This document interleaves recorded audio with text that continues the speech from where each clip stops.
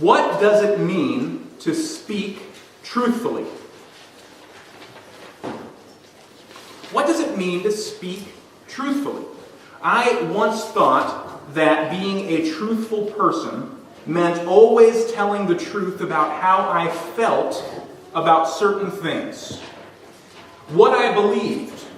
To bless the world with my opinions. I never made any huge scenes, but more times than I would care to admit, I've told the truth in a way that probably didn't help anyone at all. Now, we've all done that, haven't we? Especially when it comes to sharing information about other people. After all, we're saying true things.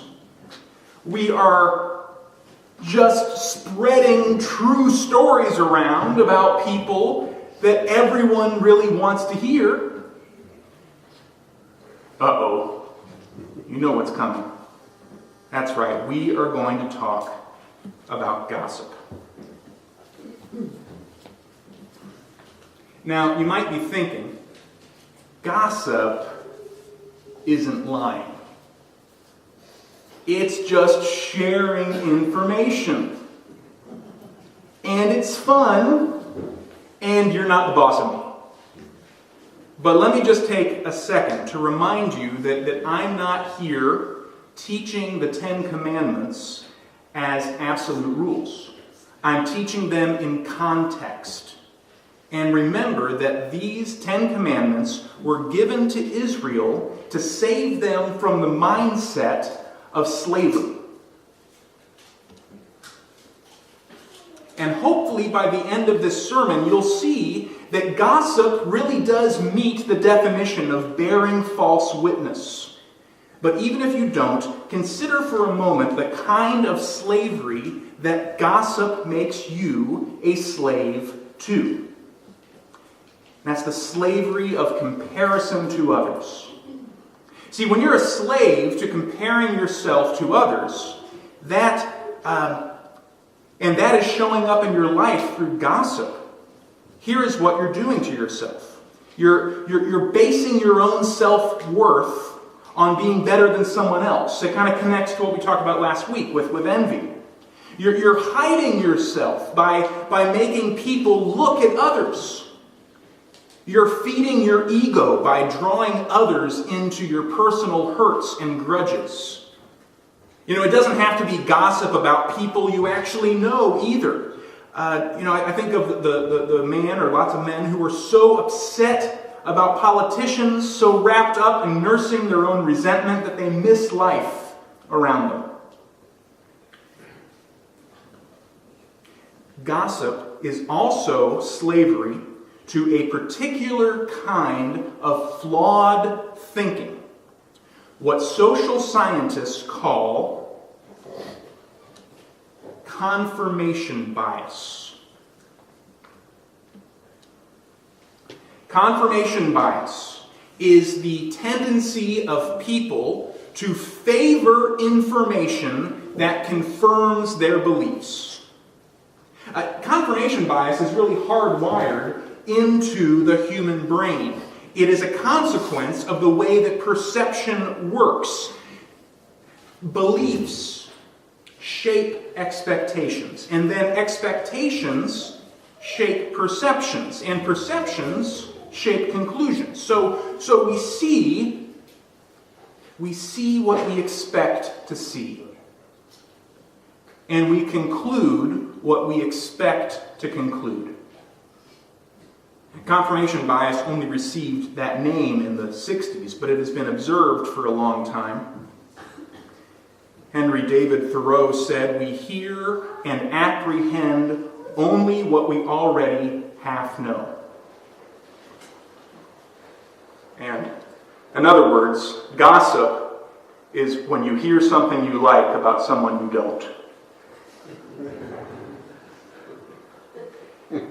Gossip shows that we are slaves to confirmation bias in this way. I'll bet I could say anything in the world right now and you would at least half believe it was true about 50% of these men. He's a reptilian from another dimension. He started a war because he lost a bet.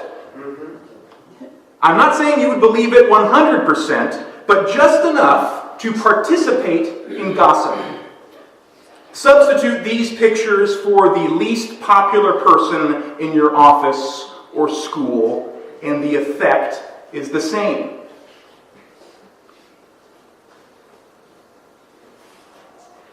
Our brains look for information that confirms what they already suspect.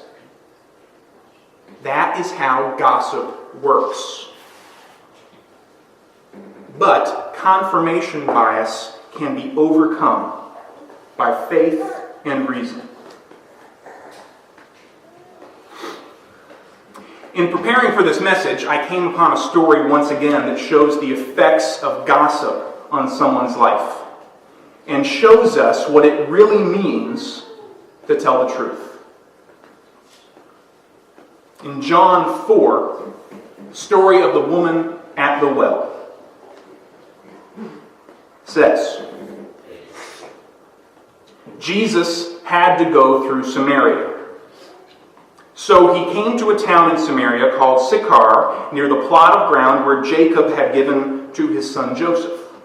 Jacob's well was there, and Jesus, tired as he was from the journey, sat down by the well. It was about noon. Now, I've never been to Israel, but I imagine that around noon it's pretty hot. Stifling is the word that comes to mind, though I sure could go for some stifling about now. Then, when a Samaritan woman came to draw water, Jesus said to her, "Will you give me a drink?" His disciples had gone into the town to buy food.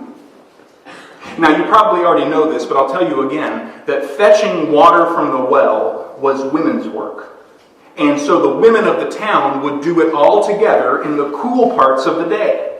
It would have been their fellowship hour. They'd get the double blessing of cooler weather and time together when they could share news. So we immediately know when a woman is coming to the well by herself in the heat of the day that there's a reason. The Samaritan woman said to him, "You are a Jew and I am a Samaritan woman. How can you ask me for a drink?"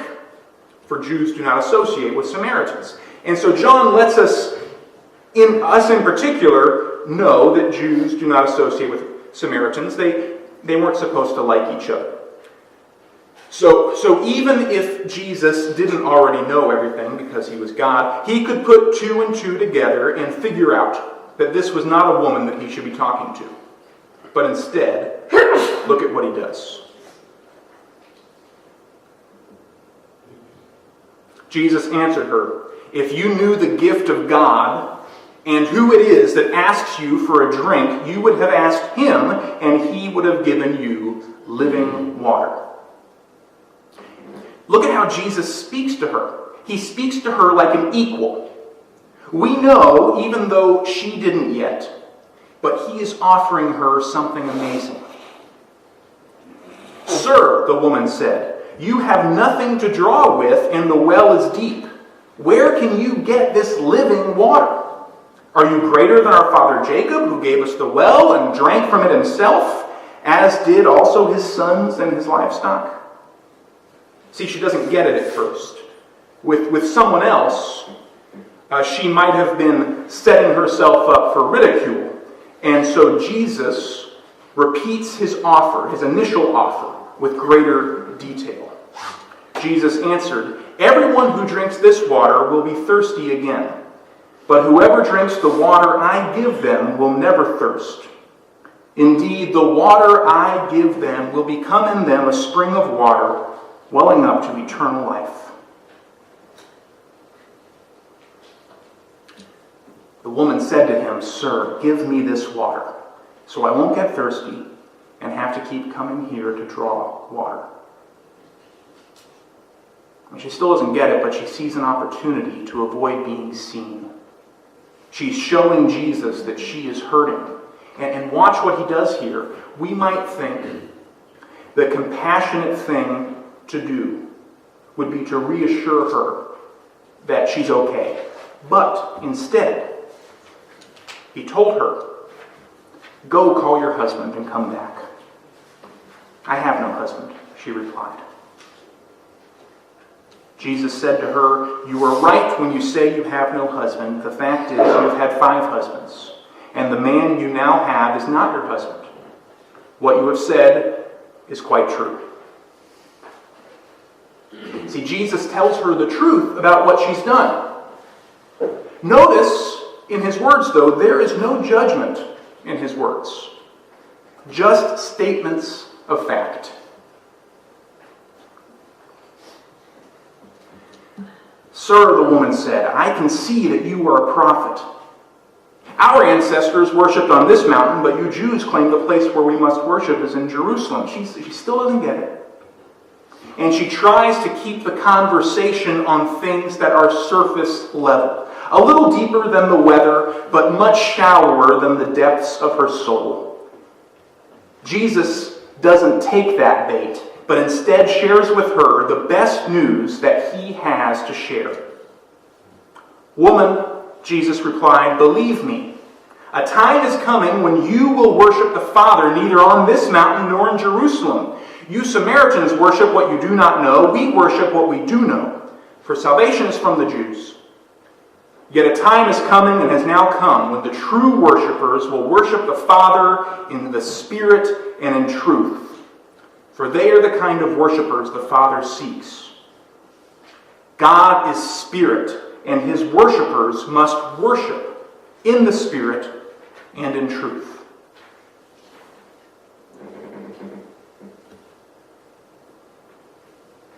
The time is coming, Jesus says, when it won't matter that you're a Samaritan or that you've had 5 husbands.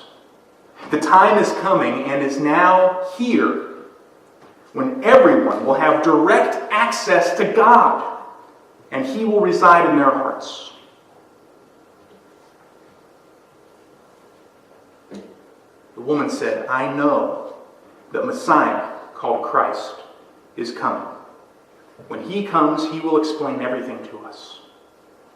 And she starts to get it because of Jesus' persistence and his speaking to her as an equal, not about her, but to her. She realizes they're not talking about politics or dry theology, but about their hopes and dreams, and the hopes and dreams of their people and of the world. Then Jesus declared, "I, the one speaking to you, I am he." Jesus announced himself not to the most important person in the town, but to the least, to the object of gossip. Then, leaving her water jar, the woman went back to the town and said to the people, "Come see a man who told me everything I've ever done. Could this be the Messiah?" They came out of the town and they made their way toward him.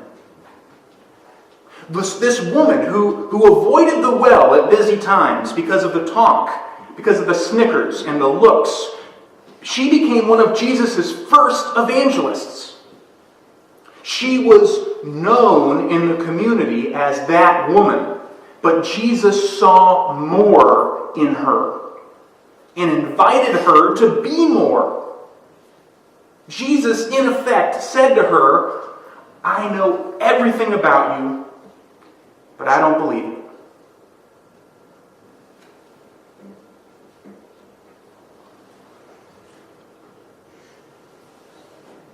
You see, others spoke of what she had done.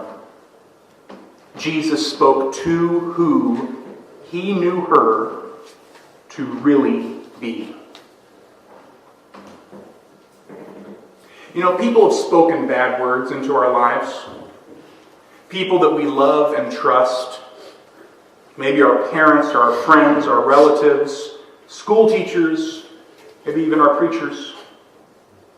And sometimes those words have done us irreparable harm. Hopeless, useless, fat, skinny, never going to amount to anything, least likely to succeed, stupid, worthless. If you hear those words long enough, you're going to internalize them, and they will become your truth. But I'm here to tell you that if that's what people have spoken into your life, they have borne false witness against you. Because that's not the truth about you. The truth is that no matter what you've done, that you are infinitely loved by the one who made you.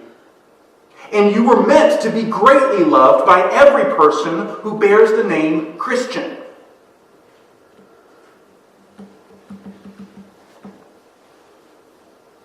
Now think about this. And this is where this really connects the commandment to not bear false witness to gossip. If we're not supposed to bear false witness, then we're supposed to bear true witness. Yes? And as Christians, what do we know about each and every person on earth? We know that every person is a sinner, sure. But we also know that each person is a beloved child of God. We know that God loves every person enough to send His only Son to die for them. Every person is infinitely loved by God. All the facts of someone's life cannot take that away. And see, we are called not only to refrain from bearing false witness against our neighbors, but we are also called to bear true witness as well.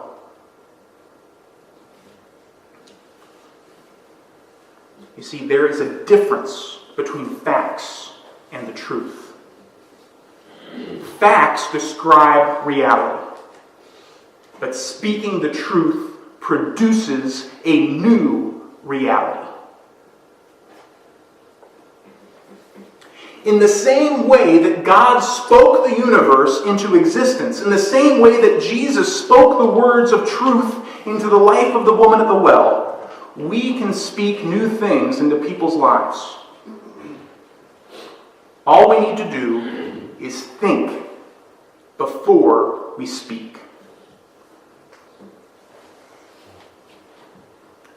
We're going to get really practical now. Look at this flow chart. Flow chart. There's nothing more practical than a flow chart. Think before you speak. It's on your bulletin as well. The T stands for truth. Is it true? Is what I'm about to say actually true? Not just meeting the definition of truthiness. Is it actually true? If it isn't, don't say it. But don't stop trying either. We need to think, pray, and rephrase. And then try again. Now is what you have to say true. Looks like it is. So now I go to the next letter. Is it helpful? Now, the video you'll see later on Facebook will illustrate that sometimes you say something is true that's not helpful at all. And so we try again. And we rephrase. And we find a way of saying whatever it is we need to say that is both true and helpful. So then we move on to, is it inspiring? Have you ever had to do something and couldn't find the motivation? Maybe you needed to lose weight or work on a big, important, intimidating project, and someone got in your face and yelled at you to just do it. I don't know about you, but the times that has happened to me, I did not feel inspired. In fact, their words had the opposite effect from what they intended. I would have been better off if they just hadn't said anything. And that effect that our words can bring about the opposite of what we want is the reason for the next letter, for N. Is it necessary? Is it your place to say it? Does it need to be said right now? Are you saying it because you need to say it, or because the situation really demands that it be said? If not, it's not necessary. We need to wait until it is. And once it is, to make sure that it is kind. Encouragement is the greatest motivator in the world. And encouragement always has to be kind. It doesn't have to be super sweet, Mary Poppins kind, but it has to be kind in the actual definition of kind. Maya Angelou said, "People will forget what you said. People will forget what you did. But people will never forget how you made them feel."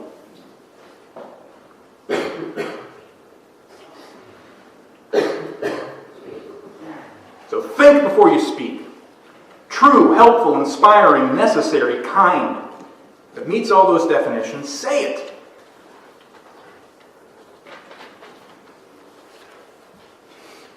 There was a woman named Mrs. Thompson who was an elementary school teacher.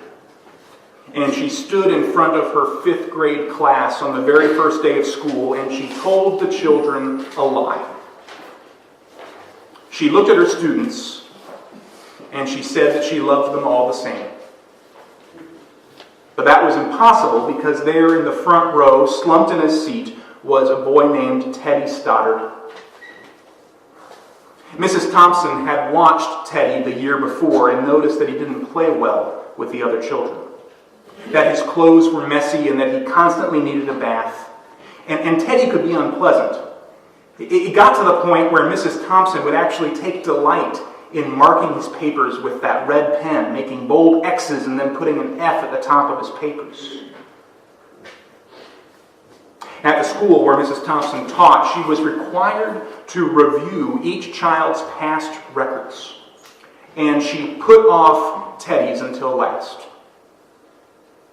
But then when she reviewed the file, she was in for a surprise. She found that his 1st grade teacher wrote, "Teddy is a bright child with a ready laugh.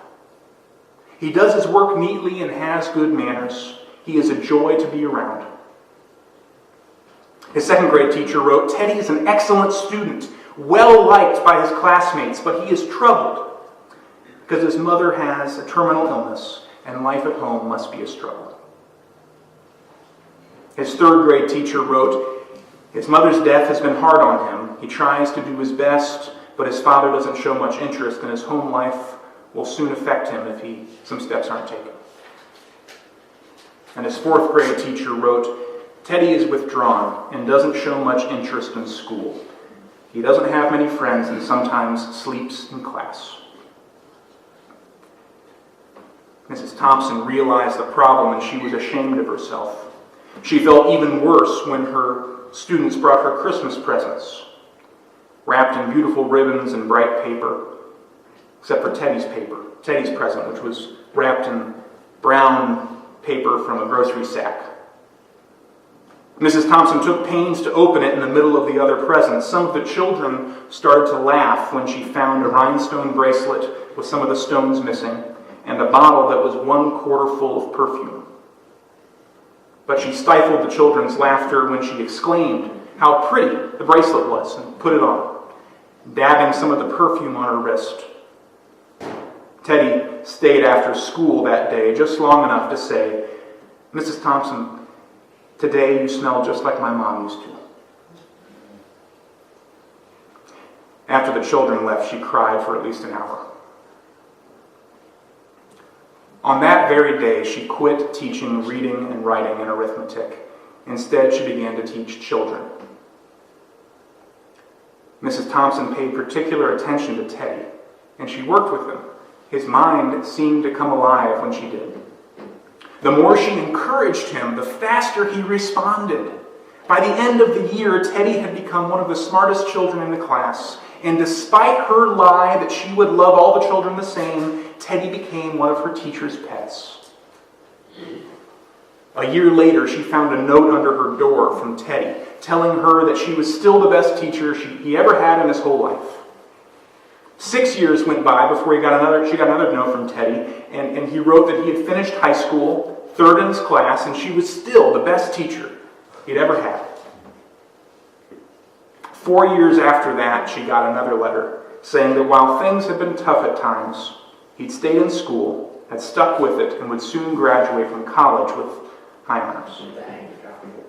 He assured Mrs. Thompson that she was still the best and favorite teacher he had ever had in his whole life. And 4 more years passed, and another letter came. This time he explained that after he got his bachelor's degree, he decided to go a little further.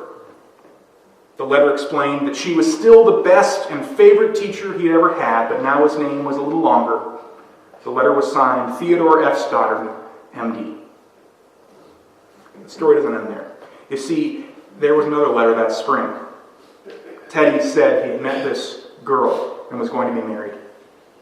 He explained that his father had died a couple years ago and that he was wondering if Mrs. Thompson might agree to sit in the place at the wedding that was usually reserved for the mother of the groom. Of course, Mrs. Thompson did. And she wore that bracelet. The one with the rhinestones missing. And she wore that perfume that Teddy remembered his mother was wearing on their last Christmas together. They hugged, and Dr. Stoddard whispered in Mrs. Thompson's ear, "Thank you, Mrs. Thompson, for believing in me. Thank you so much for making me feel important and showing me that I could make a difference."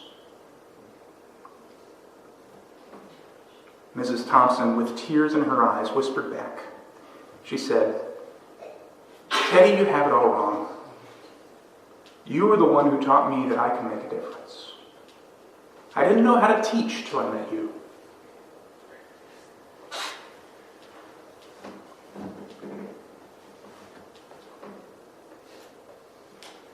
How many little Teddy Stoddards do you think there might be in your life?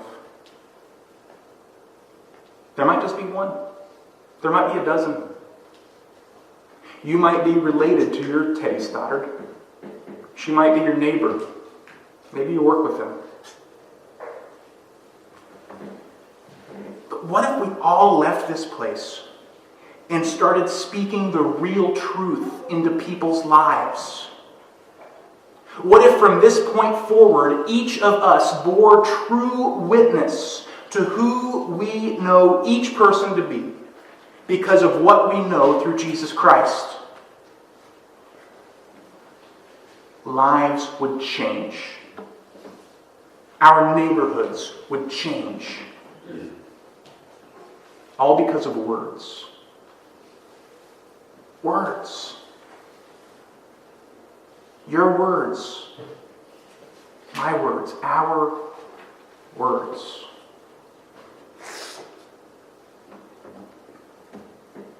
When we think and then speak the whole truth in love, God will produce a new reality.